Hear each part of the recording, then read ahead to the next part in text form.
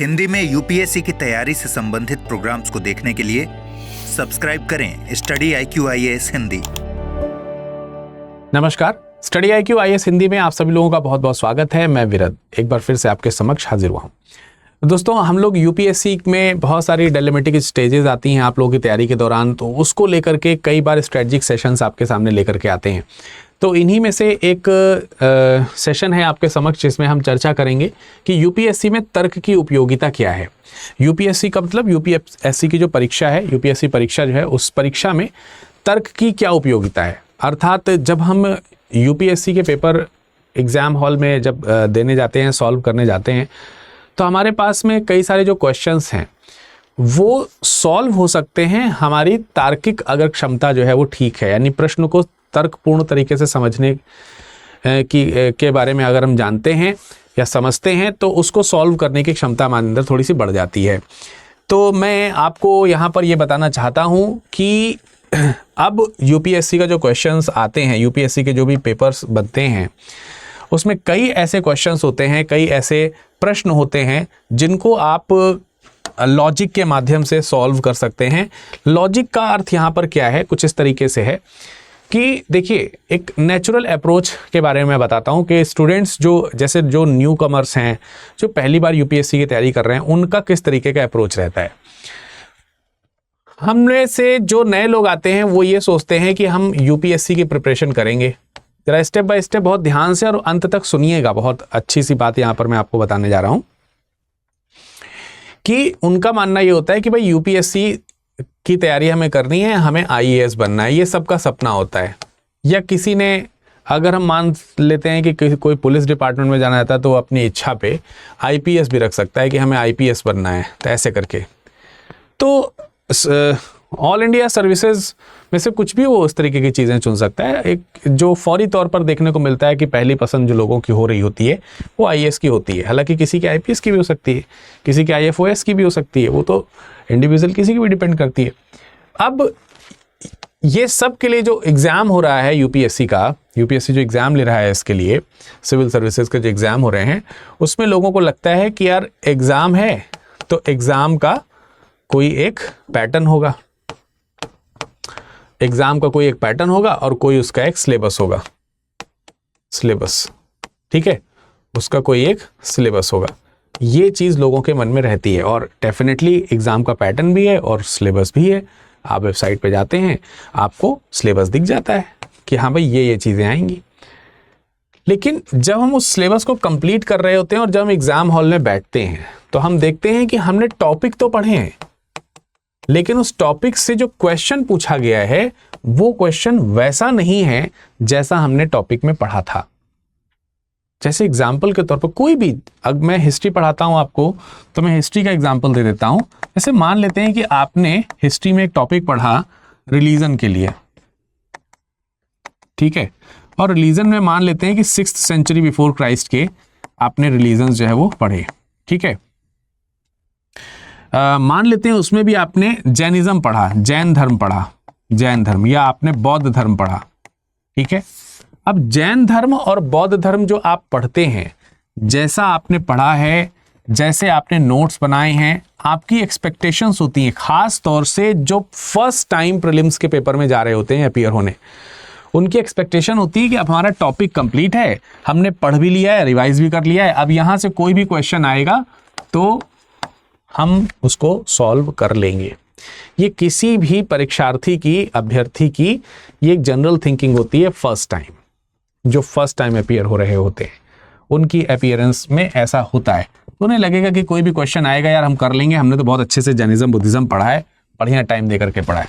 अब होता क्या है कि क्वेश्चन वहां पर आया तो आपको ये तो पहचान में आ जाता है कि this question is particularly belongs to these topics, but exactly यार ये तो हमने पढ़ा ही नहीं जो आया है इसमें। तो ऐसे में आपके मन में एक ख्याल जाता है कि शायद ये जो क्वेश्चन है ये आउट ऑफ सिलेबस है। तब आप देखेंगे कि एग्जैक्टली वो आउट ऑफ सिलेबस नहीं होता है, आउट ऑफ सिलेबस नहीं है, वो आउट ऑफ अप्रोच हो गया है आपके, वो आप उसे अप्रोच नहीं कर पाए हैं। और ये अप्रोच क्यों नहीं कर पाए हैं? क्योंकि आपने वहां पर लॉजिक लगाने का प्रयास नहीं किया है। या जब आप स्टडी कर रहे थे तो स्टडी करते समय आपकी स्टडी जो है वो लॉजिकल नहीं रही है, यानी आप ठीक तरीके से रिलेवेंस जो है वो साबित नहीं कर पा रहे हैं टॉपिक्स का और क्वेश्चंस का। तो इसका मतलब ये हुआ कि आपको अपनी पढ़ाई करने का जो ये तरीका है ये थोड़ा सा बदलना पड़ेगा। मैं आपको कुछ उदाहरणों के साथ, तर्क के साथ बताऊंगा, और एग्जैक्टली ऐसा होता है कि जब हम उसके पीछे के सार को, उसके पीछे के तत्व को समझ जाते हैं, जैसे जो मैंने आपको कंडीशन यहां पर बताई कि आप टॉपिक पढ़ के जाते हो, एग्जाम सामने। अच्छा, कुछ लोगों को ये चीज मॉक टेस्ट में फेस करने को मिलती होगी। अब मॉक टेस्ट देते हैं ना, मॉक टेस्ट, तो मॉक टेस्ट में कई बार आपको ये चीज फेस करने को मिलती है। और बहुत सारे ऐसे स्टूडेंट्स हैं जो बोलते हैं, मेरे को तो मेल भी करते हैं, इंस्टाग्राम पे, टेलीग्राम पे मैसेजेस वगैरह भी करते हैं कि सर पढ़ते तो खूब हैं लेकिन सॉल्व करते समय मार्क्स नहीं आते हमारे। उसके पीछे ये एक बहुत बड़ा रीज़न है, क्योंकि आपने जो पढ़ाई करी है या जो सॉल्यूशन ढूंढ रहे हैं वो लॉजिकल नहीं है, लॉजिक नहीं बैठा पा रहे। आपने पढ़ाई करी है लेकिन वहां से कैसे प्रश्न बनने चाहिए वो लॉजिक नहीं समझ में आ रहा आपको। यूपीएससी के क्वेश्चंस पूछने का तरीका यही होता है। यूपीएससी आपसे डायरेक्ट क्वेश्चन क्यों पूछेगा जब कंपटीशन इतना ज्यादा हो चुका है और लोग अच्छे से अच्छे पढ़ रहे हैं। और ऐसा भी नहीं है कि उसमें केवल फर्स्ट टाइम के अटेम्प्टर्स ही बैठते हैं, 2-2 3-3 बार अटेम्प्ट कर चुके हैं, जो इस कमी को पकड़ चुके हैं, अब वो भी आपके कॉम्पिटिटर हैं। इस मामले में वो आपसे सीनियर है, हालांकि इसमें सीनियर जूनियर ऐसा कुछ व्यवहार होता नहीं है। तो इसलिए आपको अपने पढ़ने का तरीका चेंज करना होगा। तो जब आप लॉजिक पकड़ना सीख जाते हो, अब मान लेते हैं कि उस समय तो आपको लगा कि यार ये तो हमारी समझ में नहीं आ रहा है क्वेश्चन क्या है, लेकिन अगर कोई आपको समझा दे कि ये क्वेश्चन ऐसा है तो आप थोड़ी देर बाद क्या सोचते हैं, अरे हाँ ये तो हमने पढ़ा था, ये तो नोट्स में पढ़ाया गया है, ये तो हमने भी पढ़ा है। हो सकता है कि आपके टीचर ने पढ़ाया, हो सकता है कि आपने सेल्फ स्टडी में पढ़ा, हो सकता है कि कोई दूसरा क्वेश्चन इसी जैसा सॉल्व किया था वहां आपने पढ़ा हो। तो आपको लगेगा कि हाँ देखा तो है, पढ़ा तो है, आप तो समझ ही नहीं पाए कि ये पूछा गया है।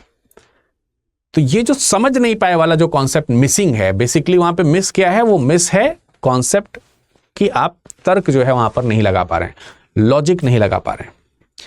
ठीक है, तो इसको मैं थोड़ा दूसरी तरीके से भी आपको समझाने का प्रयास करता हूं। जैसे एग्जाम्पल के तौर पर होता क्या है कि जो क्वेश्चन पूछा जाता है, मैंने कहा कि क्वेश्चन आएगा किसी टॉपिक से ही आएगा। जैसे मैंने कहा कि बौद्ध धर्म से आया, और आपको मालूम है कि बौद्ध धर्म जो है वो सिलेबस के अंदर है, आपने बौद्धिज्म बहुत अच्छे से पढ़ा भी है, लेकिन फिर भी उस क्वेश्चन को आप अटेम्प्ट नहीं कर पा रहे हैं। तो बेसिकली जो बुद्धिज्म है, बुद्धिज्म ये कुछ उस तरीके की चीज है, या फिर कोई भी टॉपिक जो इस तरीके के लॉजिक्स में आते हैं वो कुछ उस तरीके की चीज होते हैं जो अप्रत्यक्ष रूप से उस विषय के अंदर समाहित होते हैं। तो जो चीज अप्रत्यक्ष रूप से विषय के अंदर समाहित है उसको निकाल पाने की क्षमता विकसित करना ही लॉजिक लगाना होता है। एक कोई चीज है उसके अंदर प्रत्यक्ष नहीं दिख रही है, अप्रत्यक्ष रूप से उसमें शामिल है, तो जो चीज अप्रत्यक्ष रूप से शामिल है उसको निकालिए बाहर, उसको समझने का प्रयास कीजिए। जैसे एग्जाम्पल के तौर पर आपका जो शरीर है, आपका जो मन है, बहुत ध्यान से समझिएगा, आपका जो मन है, आप लोगों ने हिंदी पढ़ी होगी डेफिनेटली, ऐसा तो है नहीं कि आप लोगों ने 8वीं 9वीं तक हिंदी नहीं पढ़ी होगी, आपने हिंदी पढ़ी। हिंदी में आपने एक चैप्टर पढ़ा होगा रस। कोई मुझे बताएगा कमेंट करके, कमेंट सेक्शन में, बेसिकली रस क्या होते हैं हिंदी में? जो हम लोग चैप्टर पढ़ते हैं रस छंद अलंकार सबने पढ़ा होगा, तो उसमें से रस क्या होता है? रस बेसिकली ये मनोभाव है। ये क्या है? रस जो है वो क्या है? मनोभाव है। मनोभाव या कई जगहों पर इसको हम लोग मनोविकार भी लिखते हैं, ये मनोभाव लिखा रहने दीजिए। मन के अंदर के भाव हैं जनरली आपके, ये आपके शरीर के अंदर, आपके मन के अंदर हैं, लेकिन होता क्या है कि एक उपयुक्त काव्य या उपयुक्त साहित्य या उपयुक्त वातावरण, ठीक है, वातावरण, ये जब आपको मिल जाते हैं तो वो मनोभाव एक्टिव हो जाता है कि नहीं? और तब आपको दिखता है कि अरे हाँ यार, ये तो हमारे अंदर रस है, ये रस तो हमारे अंदर है। ये जो रस है ना, ये स्कूल में बैग, ये जो टॉपिक्स है ये भी इसी तरीके से हैं। जैसे आप स्कूल जाते हैं ना, स्कूल बैग तैयार करके जाते हो, तो स्कूल बैग तैयार करके जाते हो तो आप उसमें सारे सब्जेक्ट्स की, मतलब स्कूल तो सब लोग गए होंगे ना, सारे सब्जेक्ट्स की बुक्स, कॉपीज, टेक्स्ट बुक रख करके लेकर के गए। लेकिन मैथ का जब पीरियड चल रहा है तो ऑटोमेटिक मैथ के पीरियड में मैथ की बुक निकल आएगी। तो अकॉर्डिंग टू कि कौन सा क्लास आने वाला है, वो एक उपयुक्त समय जैसे ही हुआ अपने आप उस वहां से आप किताब निकाल लेते हो। बाकी सारी किताबें तो अंदर रहती हैं ना, है तो बैग ही ना।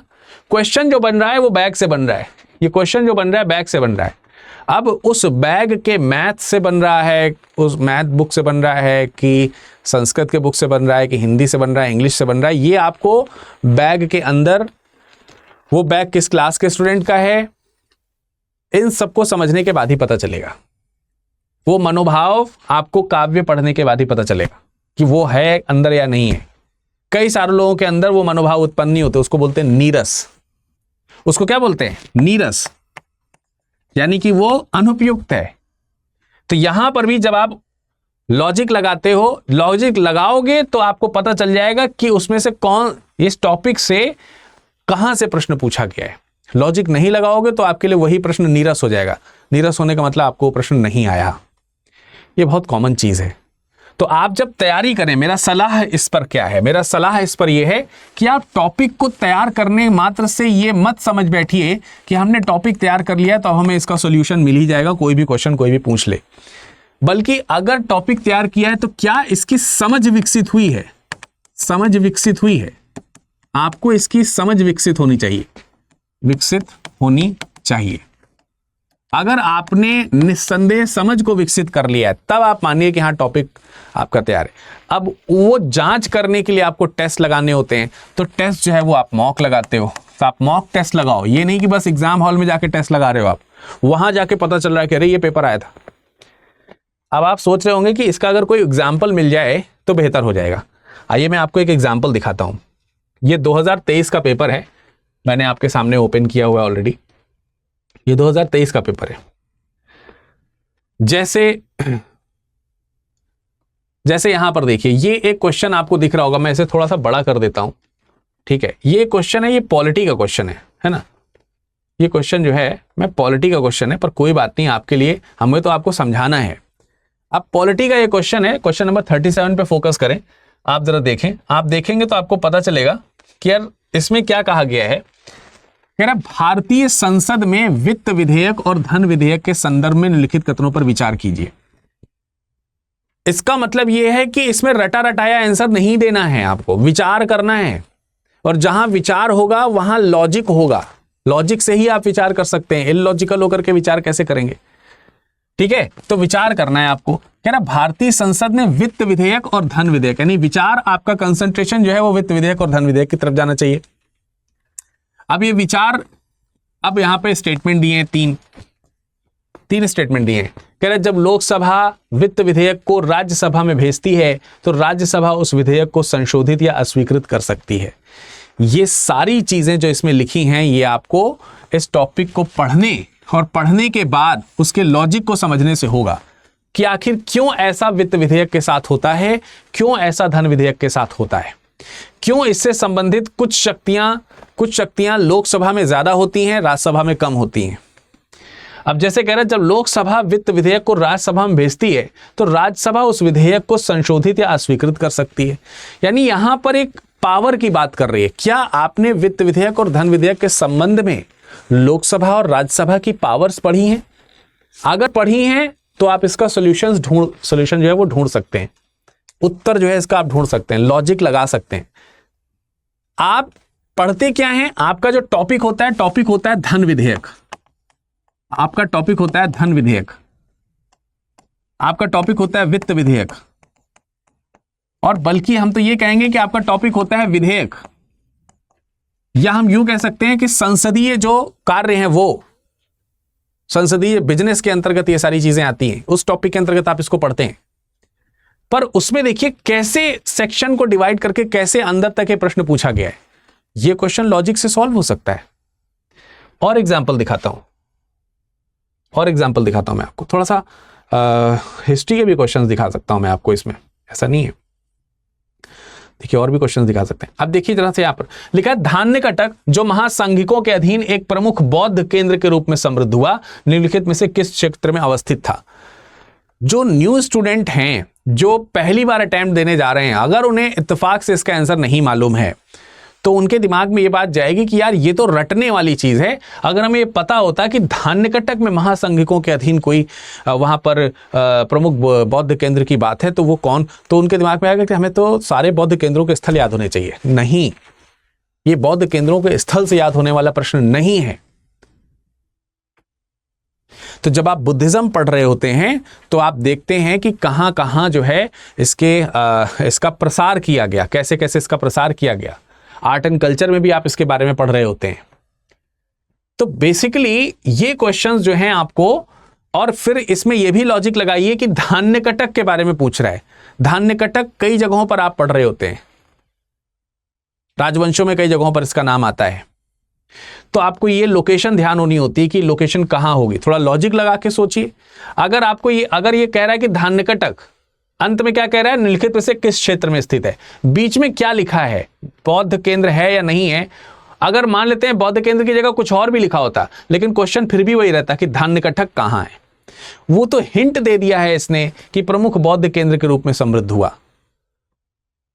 तो आपको धान्यकटक कहां है इसका लॉजिक पता होना चाहिए था। फिर वहां से मतलब उसके ये तो हिंट है, इस हिंट को पकड़ लिए तो आपको आंसर आ जाएगा। दूसरा क्वेश्चन जरा देखिए, दूसरा क्वेश्चन भी हम देख सकते हैं।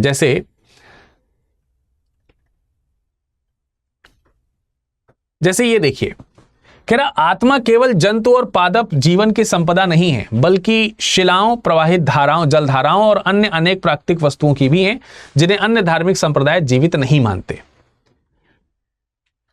तो यहां पर आप देख सकते हैं एक क्वेश्चन है, जिस क्वेश्चन में आत्मा केवल जंतु और पादप जीवन की संपदा नहीं है, बल्कि शिलाओं, प्रवाहित जलधाराओं और अन्य प्राकृतिक वस्तुओं की भी है। यानी कि हम लोग जनरली जीवन किसमें मानते हैं, पेड़ पौधों, पशु पक्षियों, इन सब में मानते हैं, इंसानों में। ये कह रहा है कि पत्थरों में भी जीवन है। मानो तो गंगा मां हूं, न मानो तो बहता पानी। अब अगर मान लेते हैं किसी को ये वाला स्लोगन याद है तो यार वो तो वैष्णव या शैव की तरफ चला जाएगा तुरंत ही। पूजो तो भगवान, ना पूजो तो पत्थर। ये वाला लॉजिक उसके दिमाग में अगर इसको पढ़ते ही आया तो फिर उसका तो गलत हो जाएगा। तो अब इसका मतलब ये हुआ कि ये टॉपिक जो है आपका, ये 6वीं शताब्दी ईसा पूर्व के धार्मिक सुधार आंदोलन से रिलेटेड है, जैनिज्म बुद्धिज्म से रिलेटेड है। तो जैनिज्म बुद्धिज्म में पढ़ते समय आपका ये रिवीजन करना, आपको ये आपके कॉन्सेप्ट समझना, जैनिज्म बुद्धिज्म में कई सारे ऐसे सिद्धांत आधारित तत्व होते हैं, वो पढ़ना, उनके लॉजिक्स को समझना, तब जाके इस तरीके के प्रश्न जो है वो सॉल्व होंगे। क्योंकि सिलेबस में तो टॉपिक दिया होगा जैन धर्म, बौद्ध धर्म, लेकिन उस सिलेबस के अंदर क्या क्या चीजें हैं वो आपको लॉजिक से ही समझ में आएंगी। और कई बार ये लॉजिक आपको प्रीवियस ईयर क्वेश्चन से सॉल्व करने को मिलते हैं, मॉक टेस्ट से सॉल्व करने को मिलते हैं। जो आपने जिस इंस्टीट्यूट में आप पढ़ रहे हैं उसके पढ़ाने के तरीके से आपको ये लॉजिक समझ में आने शुरू होते हैं। तो ये डिफरेंट एंगल्स हैं।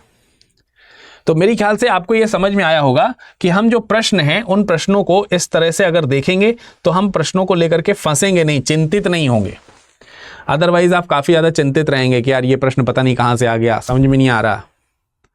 ठीक है, तो उसको लेकर के चिंतित नहीं होना है। ठीक है, अच्छा, तो ये शायद आप लोगों को समझ में आ गया होगा। जाते जाते मैं आपको कुछ और चीजें बता देता हूं। जैसे एक इंपॉर्टेंट जानकारी दे देता हूं। जानकारी ये है कि आज 30 तारीख है, आज रात 12 बजे तक अगर आप मेरे इस कोड का इस्तेमाल करेंगे, विरद लाइव कोड का, तो अगर आप जीएस फाउंडेशन बैच में एडमिशन लेना चाहते हैं तो ये बैच अमूमन 30,000 रुपए का पड़ता है। लेकिन अगर आज आप एडमिशन लेते हो तो इसमें आपको 27,999 का, यानी कि 28,000 का ये कोर्स मिल जाएगा, 28,000 का मिल जाएगा। ठीक है, सुबह 8 बजे बैच चलेगा। ठीक है, इसकी क्लासेस जो है वो 30 अप्रैल से, आप इसमें एडमिशन लेने की अंतिम तिथि 30 अप्रैल है, 26 तारीख से इसकी क्लासेस शुरू हो चुकी हैं। अभी तो ओरिएंटेशन ही चल रहा है तो कुछ खास छूटा नहीं है। तो भाई 30,000 रुपए का ये बैच आपको मात्र 28,000 रुपए में मिल जा रहा है। ये एक तरीके से सुपर लर्निंग डे सेल चल रही है इस समय, ये कभी कभार आती है, तो इस सेल का आनंद उठा लीजिए, जल्दी से एडमिशन ले लीजिए। तो ये आपका जीएस फाउंडेशन का है। अगर आप 2025-26 को टारगेट कर रहे हैं। अगर आप किसी भी प्रकार के ऑप्शनल सब्जेक्ट को देख रहे हैं तो उसमें भी आप विरद लाइव कोड का इस्तेमाल कर सकते हैं। 15,000 में बैच मिल जाएगा।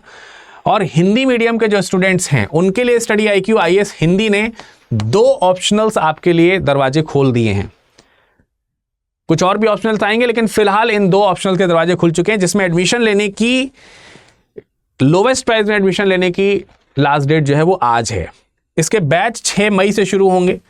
चाहे आप इतिहास, चाहे आप वैकल्पिक विषय के तौर पर PSIR कुछ भी लें, लेकिन ये बैच आपका शुरू होने वाला है 6 मई 2024 से। 14,999 प्राइस पड़ेगा यदि अगर आप विरद लाइव कोड का इस्तेमाल करेंगे। न्यूनतम प्राइस के लिए आपको यही कोड इस्तेमाल करना होगा। ठीक है, तो वैकल्पिक विषय में इतिहास का भी वैकल्पिक विषय आ चुका है और PSIR का, ठीक है, यानी कि राजनीति विज्ञान और अंतर्राष्ट्रीय संबंध, इसमें टेस्ट सीरीज, क्लासेस और दोनों सर अपने अपने जो भी वैकल्पिक विषय हैं उसमें पर्सनल गाइडेंस वगैरह सब कुछ आपको मिलेगा। और अगर आप P2I बैच में होंगे, आपने P2I बैच भी ले रखा है और उसके बाद ये खरीद रहे हैं, तो मुख्य परीक्षा में आपको इनका जो है सानिध्य मिलेगा, तो आप इनके साथ मेंस की भी प्रिपरेशन यहाँ पे कर पाएंगे। ठीक है, तो ये सब। अच्छा, इसके अलावा अगर आप स्टेट PCS को भी परचेज करना चाहते हो तो स्टेट PCS की भी अगर कोई तैयारी कर रहा है, स्टेट PSC की तैयारी कर रहा है, चाहे आप UP PCS की कर रहे हैं, ठीक है, MP PCS की कर रहे हैं, या कुछ भी किसी भी स्टेट किसी की भी, या BPSC की तैयारी कर रहे हैं, BPSC की तैयारी कर रहे हैं, या फिर वेस्ट बंगाल PSC की तैयारी कर रहे हैं, किसी की भी कर रहे हैं, तो भी आप ये बैच परचेज कर सकते हैं और उसमें भी आप विरद लाइव कोड का इस्तेमाल कर सकते हैं, विरद लाइव। ठीक है, 13,000 समथिंग का आपको ये बैच पड़ जाएगा। अगर आप केवल बुक परचेज करना चाहते हैं तो आप केवल बुक परचेज कर सकते हैं। हाँ, अगर आप P2I बैच जो है बिना बुक के परचेज करना चाहते हैं, ये वाली जो बैच है अगर आप बिना बुक के परचेज करना चाहते हैं तो यही बैच आपको 25,000 का मिल जाएगा, 25,000 का मिल जाएगा, लेकिन सिर्फ आज के लिए, ओनली फॉर टुडे। यानी ये बैच आप 25,000 में भी प्राप्त कर सकते हैं, जो अमूमन 30,000 का मिलता है। इसको प्राप्त करने की आज लास्ट डेट है। विरद लाइव कोड ही आपको इस्तेमाल करना होगा। ठीक है, तो ये सारी चीज़ें हमने आपको बता दी। अगर आपको किसी प्रकार की कोई जानकारी चाहिए या आपको कोई समस्या आ रही है तो आप मुझे ईमेल आईडी कर सकते हैं, आप मुझे ईमेल करें। ठीक है, मैं ईमेल आईडी लिख देता हूं। मेरा ईमेल आईडी है virad.dubey DubeyStudyIQ.com। और अगर आप टेलीग्राम या इंस्टाग्राम पर जुड़ना चाहते हैं तो आप जस्ट मुझे virad.dubey DUBEY इस नाम से आप मुझे सर्च कर सकते हैं। तो फिर आपकी आगामी परीक्षाओं की तैयारी के लिए ढेर सारी शुभकामनाएं। बढ़िया से तैयारी कीजिए, प्रिपरेशन कीजिए और आज विरद लाइव कोड का इस्तेमाल करके फटाफट से एडमिशन लीजिए। धन्यवाद। हिंदी में UPSC की तैयारी से संबंधित प्रोग्राम्स को देखने के लिए सब्सक्राइब करें स्टडी IQ IAS हिंदी।